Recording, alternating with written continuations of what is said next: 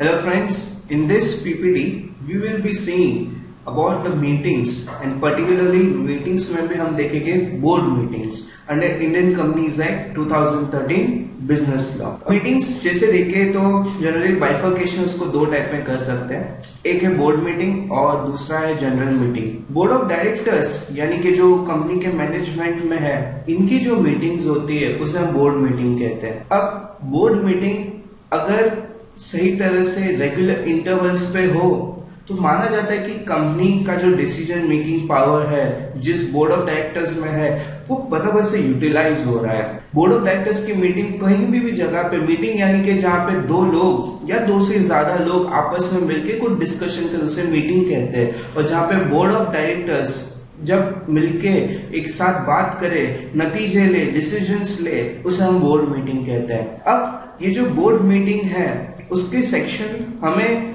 Section 173 और 174 of companies act 2013 तो बताते ही है, बट मीटिंग से रिलेटेड और जहां पे इंपॉर्टेंट सेक्शंस है वो है सेक्रेटरियल स्टैंडर्ड। तो सेक्रेटरियल स्टैंडर्ड ऐसे जनरली दो सेक्रेटरियल स्टैंडर्ड है, SS1 और SS2। जो बोर्ड मीटिंग से रिलेटेड सेक्रेटरियल स्टैंडर्ड है वो है SS1।